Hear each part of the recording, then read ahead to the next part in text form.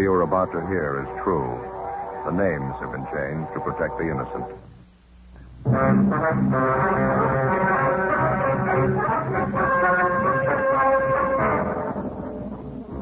You're a detective sergeant. You're assigned to robbery detail. A pair of bandits are staging a rapid-fire campaign of holdups in your city. In 21 days, 11 food markets have been robbed. The holdups go on. The suspects are still unidentified. Your job? Get them.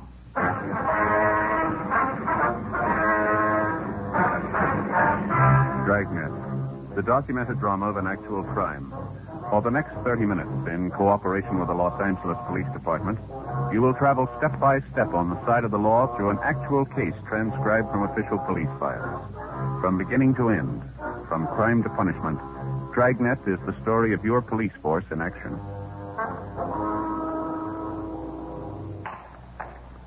It was Tuesday, September 26th. It was hot in Los Angeles. We were working a day watch out of robbery detail.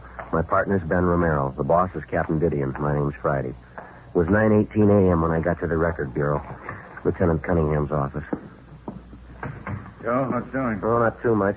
Got a job you can do for us, Frank. Like to have it as soon as you can get it out. Oh, what's it about? Only these market bandits. We've already gotten out a dozen teletypes and bulletins on them. Like to get out some mimeographs, too, if we can. General distribution, eh? What do you want on them? Well, I better lay out the whole thing for you. A lot of the copies are going to the Retail Grocers Association, all their members. Uh-huh. No luck with those two thieves so far, huh? No. We're no closer than we were 3 weeks ago. Figure this ought to plug another loophole. How many copies you figure you want on this? About 1,000? Yeah, that's fine. That ought to do it. All right. Okay, now where do you want to go in it, Joe? Well, you better lead off with the first job they pulled. That was on the 3rd of this month. Makes it a little better than 3 weeks now. They hit a supermarket out on Pico. Okay. Got it? Ever since, they've averaged about 3 jobs a week. We know they're hitting nothing but supermarkets. All of them on main thoroughfares, no small neighborhood stuff. I got it. So far, they've confined their operations to the 77th Street Division and the county territories, generally the south end of town. They're 2 men, and they got a pretty well-established M.O. Well established, okay. They're hitting in the morning hours, usually from the time the markets open up until around noontime. They use a stolen car. Uh-huh. 95% of the time, a car stolen from the industrial area. Cars they steal for the jobs are always either a Pontiac or Nash. All right, yeah. We also know they're dropping the stolen cars within a short radius of the holdup scene, about a half a dozen blocks or so. In some instances, they use a second automobile or public transportation, some kind of bus or streetcar, to make their getaway after they drop the stolen Just a car. minute, Joey. I'm sorry. Going a little fast, huh? Yeah. Okay, I got it. Okay. Well, let's see. They usually pull up and park directly in front of the market that they're going to hold up. One of the men always remains in the car behind the wheel. Apparently, it's always the same man. His description. Meager. We know he's good size. MWA. Fairly large build. Here's about the best description we've been able to piece together on the second man. Picked up a little bit from each victim. All right. Second man described as MWA also. About 5'8", medium build, 155 to 160 pounds. Always wears a hat. Yeah. Brown suit. Rough material of some kind, maybe tweed. Want to smoke, Frank? Huh? Smoke. Oh, no. All right. When he enters the market for the holdup, the second man always holds a white handkerchief. Holds a white handkerchief to his face as if he's wiping his eyes. Keeps most of his face covered with it during the robbery. He's armed with a nickel-plated revolver, possibly .38 caliber. We know the jobs are well cased because in almost every instance the suspect goes directly to the manager of the market. Directly to the manager. He hands the manager a brown paper sack, tells him to put the money in it, and then he takes off. So far, he's never attempted any rough stuff, no gunplay. On 3 occasions, when the suspects got only small amounts of money at one market, they hit again in 15 or 20 minutes at another store in the same general area. They never make any attempt to disguise or conceal the license number on the getaway car. As I say, they always abandon the car a short distance from the holdup scene. Let's see, Okay, I got it. Well, that's about all of it, Frank. I guess you can boil that down into some kind of shape, huh? Yeah, okay. I'll have it typed up in the form. I'll get you a copy before we make the run, see if it's okay with you. Fine, thanks. Not going so good, huh? No, it isn't, Frank. Pretty slow. We've been on top of this thing for a couple of weeks now. We're still looking for some kind of a break. Say, I understand Glenn Chandler from your office took off for some fishing down in Mexico, huh? Yeah. Not doing bad from what I hear. I got a card from him yesterday. He's down by Keno Bay. Huh? He put the bite on me to send him a dozen martin plugs. Fish must be hidden pretty good down there. That's what he says, yeah. Those big brown sea bass especially. I wouldn't mind getting in a couple of days down there myself. Excuse me. Yeah. Record Bureau, Cunningham. Yeah, just a minute. You, Joe. Thanks. Yeah. Oh, yeah, Ben. Mm-hmm. When? All right. Yeah, okay. Right away. Yeah, fine. Check that for me later, Frank. Might be a little change. What's the matter? Market bandits, they hit again. These days, most commercial banks seem to be interested in talking to you about themselves and telling you what to do. But at San Juan Bank, California, we prefer a different approach, one that most banks don't use. We listen to your needs, to your plans, to your dreams. We found that only by listening can we truly understand. Without understanding your business, no one should be giving you advice. But listening, understanding, and fulfilling the needs of thousands of California businesses is why San Juan Bank is the third largest bank headquartered in California, something you may not have known. San Juan bankers are relationship-oriented and experienced in working with businesses large and small. Our senior relationship managers will work directly with your staff to create the solutions you need today and beyond. So see your San Juan banker. There are more than 100 offices statewide, or call 1-800-400-2781. When you do, we'll do something that you just might not have experienced in quite a while. We'll listen. San Juan Bank, California, a relationship worth having. Finding out you or a loved one has cancer is never easy. It's natural to be afraid when faced with the decision of choosing a cancer treatment. This is the cancer itself. The Proton Treatment Center at Loma Linda University Medical Center is the result of 4 decades of leading-edge cancer research and treatment. Opened in 1990, the Proton Treatment Center offers a non-surgical procedure that is superior to traditional radiation therapy in a number of ways. Proton therapy is so precise, there is little or no damage to surrounding tissue. This results in minimal side effects, and most patients experience no disruption in their daily activities. In fact, proton therapy is offered as an outpatient procedure. Call 1-800-PROTONS for a free information packet and videotape explaining the benefits of proton therapy. 1-800-PROTONS. The Proton Treatment Center at Loma Linda University Medical Center. 1-800-PROTONS. KNX 1070 News Radio. 9:38 a.m. Ben and I got in the car and drove to the scene of the bandits' latest holdup, a new supermarket out on Slauson near the intersection of South Broadway. After interviewing the manager of the store and all available witnesses to the robbery, there wasn't much doubt about the identity of the suspect. The description and M.O. fitted perfectly with that of the 2 men who'd been staging a whirlwind campaign of market robberies throughout the south end of the city for the past 3 weeks. The approach and execution of the holdup was the same in every detail, even to the stolen car they'd used, which was found abandoned a short distance from the robbery scene. There was only one deviation, and it was the first break we'd had in the case since it started. A woman customer at the market, a Mrs. Thomas Swanson, saw the holdup man as he left the store and ran to the getaway car.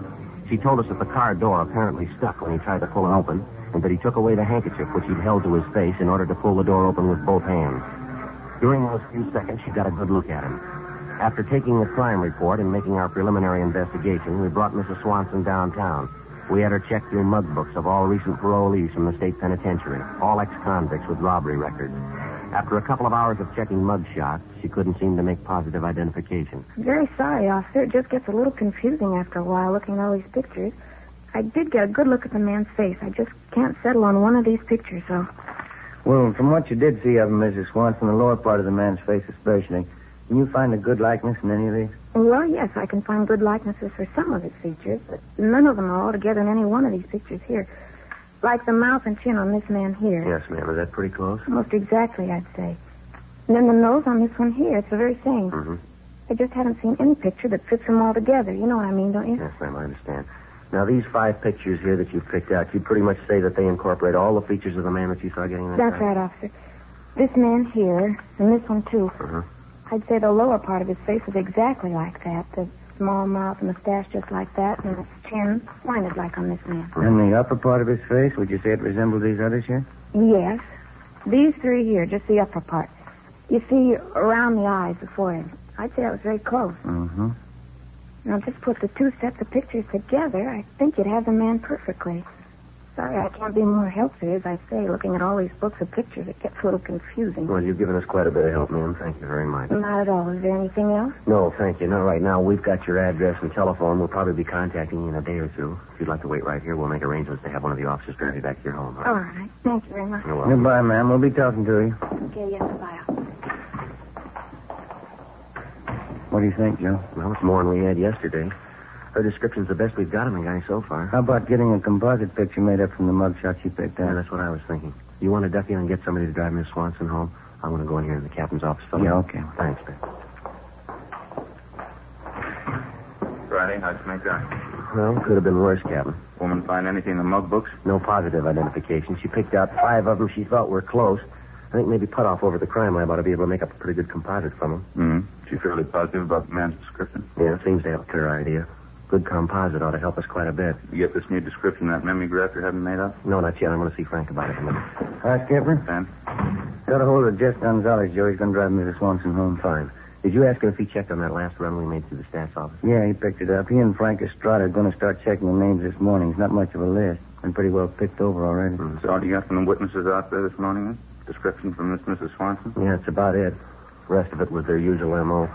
Swanson woman was the only one who got a good look at the guy when he took the handkerchief away from his face. How about the getaway car they found? Same as the others. Leighton French checked it over. It's clean. Well, 2 thieves had their share of luck when we get ours. How about Metro Division, Captain? Can we get any help out there? What do you got in mind? Well, we know the take that the 2 thieves got in that job this morning was pretty small for them, $340. Yeah. From their M.O. in the past, we know whenever they get a small take on a job, they usually hit another place fast. They work in a fairly concentrated area down the south end. They only go after big markets on the main thoroughfare. Mm-hmm. Well, I was thinking if we could get some help from Metro, put maybe 15 or 20 crews down in the area for the next couple of days, might stand a good chance of grabbing them. We were talking to Dick Tiernan over at the sheriff's office, Skipper. He says he could put some of his men down that area, too. Cover the county on the fringes, the territory around there. What do you think? All right, fine. If I can get Stevens at Metro right now, set it up. Figure about 20 crews, is that right? Just about, yeah. With any kind of luck at all, we ought to land them. Well, sure worth a try. Lieutenant Stevens, please. Yeah, Joe, this is Harry Didion. Fine. We've got a little stakeout problem here. How about using some of your men? About 30. All right, I'll settle for 25. Yeah, south end of town. Those market bandits. Fine. Would you have them report here at robbery, 7 o'clock tomorrow morning? All right. Thanks a lot. It's all set. You got 25 men, 7 o'clock tomorrow morning. Okay, Skipper. We'll give you a dozen teams to start with. Gonzalez and Estrada are one more. How many you figure working from the sheriff's office? Oh, about 4 or 5 teams, I imagine. All right, it's your operation. You two will be in charge on our end. You run the show, you brief the men. If you need anything, call me. Right. How about the overall plan, Skipper? You got any special ideas on it? Just one. Yeah? Get them. 1:18 p.m. We got the revised description of one of the hold-up men to Lieutenant Frank Cunningham at the Record Bureau. He told us 1,000 copies of the special mimeograph form containing all available information on the 2 market bandits would be ready for us that night. We met with Sergeant Putoff, the artist at the crime lab, and he went to work making up a composite picture of one of the suspects from the mugshot selected by the robbery witness, Mrs. Swanson. When the picture was completed, we had Mrs. Swanson check it for similarity to the actual hold-up man, and then we brought it back to the Record Bureau, where 1,000 copies were made of it. The pictures, along with the mimeograph forms, were sent immediately to the Retail Grocers Association for distribution to all market operators throughout the city. Additional copies of the picture and the information sheet were given to each man who was to work the stakeout when we met in the squad room at 7 o'clock the next morning. Besides the men from Metropolitan Division and the men from Robbery who were going to work with us, Lieutenant Dick Tiernan and Sergeant Dave Carey from the sheriff's office were also there for the briefing. Well, briefly, that's the rundown on the 2 suspects and the M.O. they follow. It's the same information and description on them you'll find in those memo forms we handed out. Joe, you want to take over and give them their assignment? Yeah, all right. Well, if you'll just take a look at this pin-up map here for a minute, I'll try and brief you on how the stakeout's going to go. The way we got it figured, anyway. Well, we've worked out a plan we think ought to be the easiest and the best way to work it. If any of you have any suggestions as we go along, we'd sure like to have them. All right, now, as you can see from the map here, the stakeout area is in the south end. It runs from, can you all see it from there? Yeah. Okay. It runs from Santa Fe Avenue over here on the east to Vermont Avenue on the west, running north and south. Now, we'll have to cover from Santa Barbara Avenue on the north down to Manchester. That'll be the southern boundary right there. That's the area the thieves have been working. So we're going to have 14 of our own crews covering that area, and Dick Tiernan and Dave Terry from the sheriff's office will have their men covering adjoining county territory. Now, we've broken the map down into equal units, as you can see here. Each unit will be covered by one car, and each of you will be assigned a unit number. Romero and myself will be an 80K. We'll have a roving unit. We'll cover the entire area. You'll have three-way radios in your car, so you'll be able to contact us directly if you have to.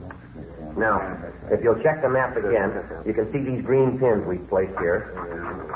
Oh, each one of them represents a market robbery. Now, notice that every one of them is on a main thoroughfare. See, Manchester, South Broadway, Vernon, South Hoover. Now, I don't have to tell you that that's where you'll have to keep a sharp watch on the main street. Each of the individual units here on the map will be covered by one car, as I said. Each one roughly 9 blocks square. Now, you'll be responsible for the area assigned to you. We haven't got too much time, so before we go down the list to assign the areas, have you got any questions? Any questions at all? Yeah. Suppose there's a 211 call in somebody else's area. I mean, other than the one you're assigned to. Do we leave our area and head over there? No, Jeff, I meant to bring that out. If there's a robbery call in somebody else's area, stay put till you get a call to lend a hand. Anything else? Yeah, how about the managers of these markets? They've been briefed on a stakeout. They know we're going to be covering the area? Yeah, they've all been alerted. Now, in case of a holdup, they might try to contact you directly. They'll be looking for you. You'll be looking for them. Is that it, Bob? That covers for you? Yeah, but I'm just wondering about this number 2 suspect, the one who drives the getaway car. Yeah. Well, it says here in the dope sheet number 1 suspect carries a nickel-plated revolver. Now, how about number 2? He carry a gun? Well, I wish I could answer that. We don't know. All the information we got on him is on the sheet right there. I see. Well, they never try any rough stuff anyway, do they?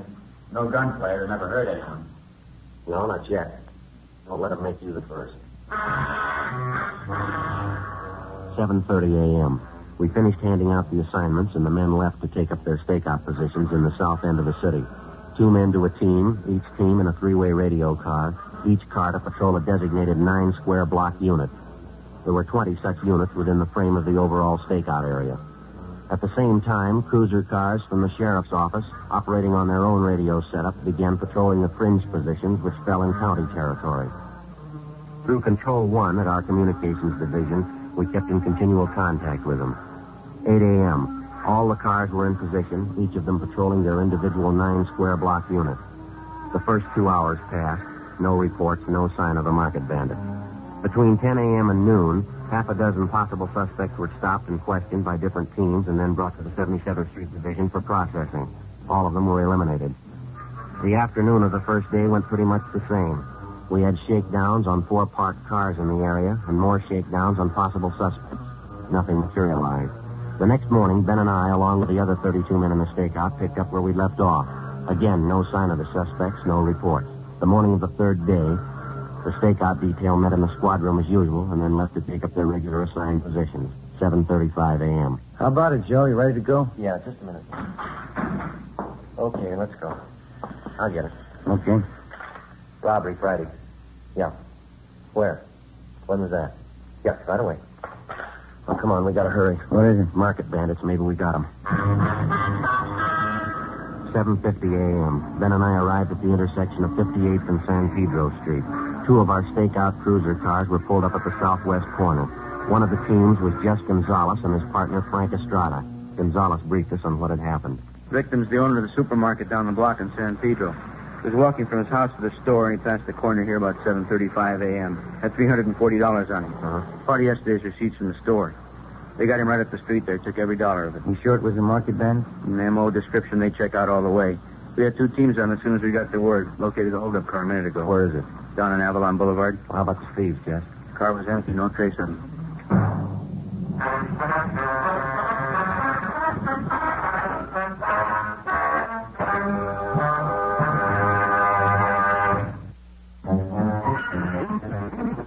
It's a very good aerobic exercise to play John Adams music. David Howard, clarinetist, Los Angeles Philharmonic. His music is all about locomotion. He uses the orchestra as a machine, in the best sense.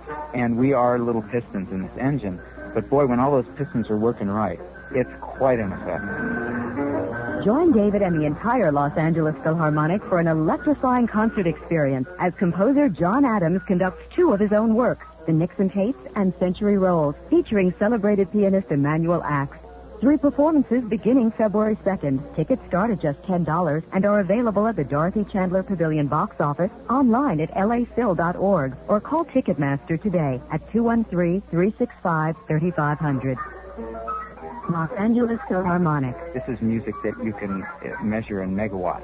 We've got a musical answer to the energy crisis coming with this concert. It's been said one is a lonely number. So the 2 Paradise Chevrolet Superstores, Paradise Chevrolet Temecula and Paradise Chevrolet Ventura, have come together with what else but 2 great offers to close out January. Now you can lease a 2001 extended cab Silverado D truck at a great lease of only $199 plus tax per month. Or lease a 2001 Chevy Tahoe at an equally great lease deal of only $299 plus tax per month from Paradise Chevrolet Ventura and Paradise Chevrolet Temecula. That's $199 plus tax per month lease on an extended cab 2001 automatic Silverado with loads of Vortec V8 power and air, or $299 plus tax per month lease on a 2001 Tahoe LS with all the bells and whistles. The Paradise 1-800-281-4412 for Paradise Chevrolet Temecula. 800-281-4412. For Paradise Chevrolet Ventura, it's 1-888-5-CHEVY-5. 888-5-CHEVY-5. Ventura Auto Center, Temecula Auto Mall. 36-month Silverado lease with $6,200 down and 36-month Tahoe lease with $7,000 down. Both leases on approval of credit. 12K allowable miles per year, 20 cents for each excess mile. Chevy will be there. Only need to know. KNX670 News Radio.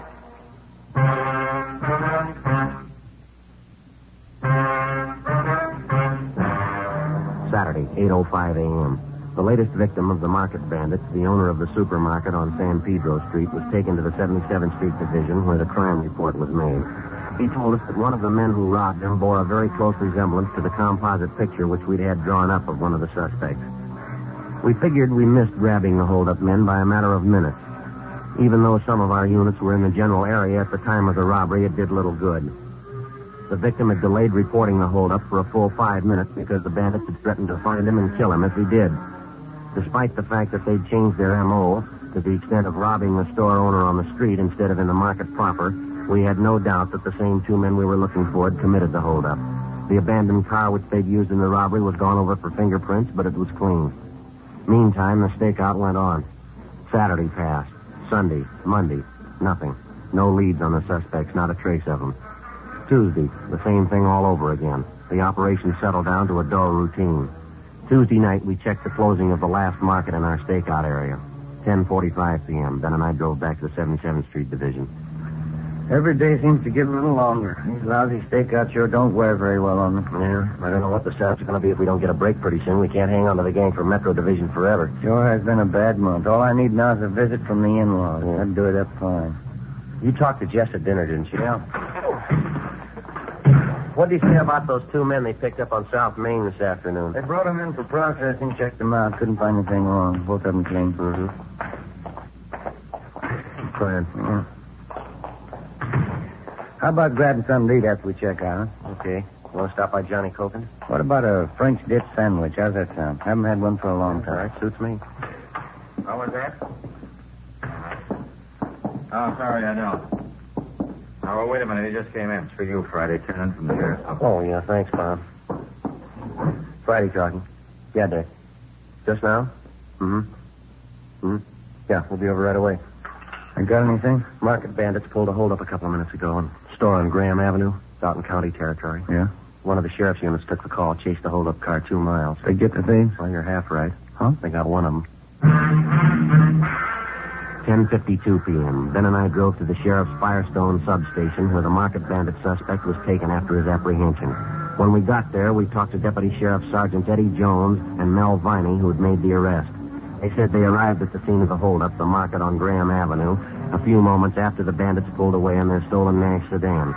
Jones and Viney gave chase, but when they finally forced the holdup car to a halt, the driver was the only one in the car.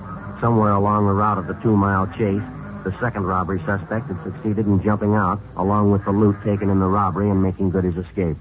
A broadcast in the bulletin was gotten out immediately. The holdup suspect they'd apprehended had been fingerprinted, and they were checking on his identification downtown. Ben and I went in to talk to him. Jones and Viney stood by while we questioned him. I still don't know what it's all about. The property clerk will give you an itemized receipt for everything you have on you. Take everything out of your wallet now. Put it out in the table. You're making a pretty big thing out of nothing, aren't you? I haven't done anything. You want to check those things from his wallet, Ben? The cards and some of those papers? Yeah.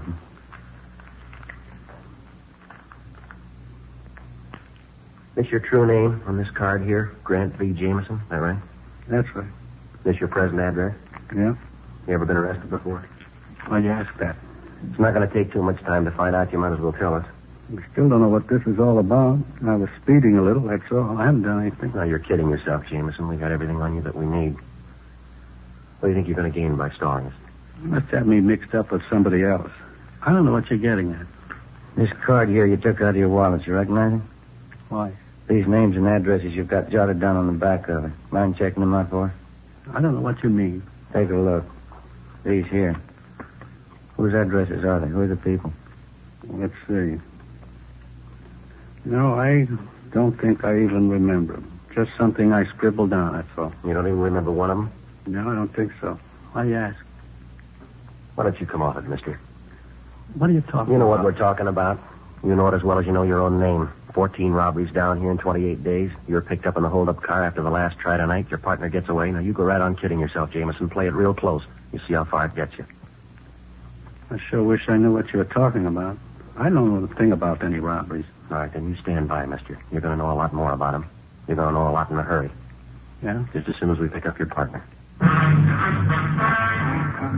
12:20 a.m. We continued to question the suspect, Grant Jameson, but he refused to admit anything, even the fact that he'd stolen the car that he'd been apprehended in. The only strong lead we could pick out from the articles found on his person was the list of 4 names and addresses jotted on the back of a card found in his wallet. 12:30 a.m. Ben and I left the substation and drove to the address Jameson had told us was his present residence, an apartment house on Vernon Avenue. The manager told us he'd moved at least a year ago without leaving a forwarding address. 1 a.m., we began checking out the list of 4 names and addresses which we'd found in the suspect's wallet. The first was a Jack Williams. His address, a Spring Street rooming house. The landlady told us he'd moved to Cleveland, Ohio 3 months before. The second was a John Gallagher. His address, a third-rate hotel in East Hollywood. He hadn't been registered there in the past 2 months. The third was a Matthew Sanford. His address turned out to be an apartment house in the Crenshaw district. Want a price to light on the mailboxes over here, Joe? Yeah. Here you go. You see the name there? Yeah, here it is. M.L. Sanford. That ought to be it. Apartment 5. All right. Let's try it. Front door open? Hey. Yeah, let's go. Number 5. Should be down this way again. Number 5. Okay, let's give it a try.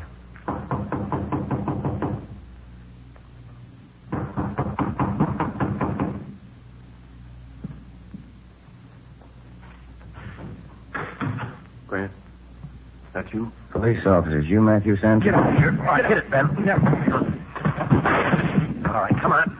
Put the gun down. Drop it. I got it, Joe. All right, get your hands out. I'll cover him. Look around, huh? All right. What is this anyway? What's the idea? You tell us. You pulled the gun. You got no business in here. You got no right. All right, you just stand still. We'll explain it downtown. Money sacks, Joe. Found them in the desk. Same market they hit tonight. All right, Sanford. You got nothing from me. I don't know what you're talking about. Get his coat, will you, Ben? Yeah. What are you trying to build, anyway? You haven't got anything on me? 14 robberies, mister. That's what we got on you. You think you got proof? We got it. Yeah? 14 victims. Come on, let's go.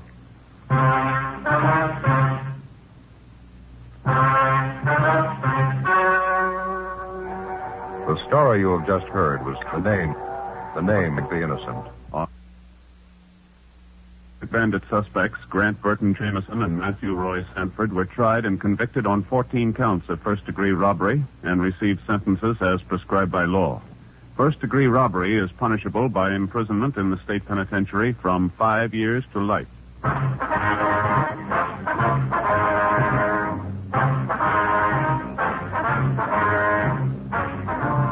You have just heard Dragnet, a series of authentic cases from official files.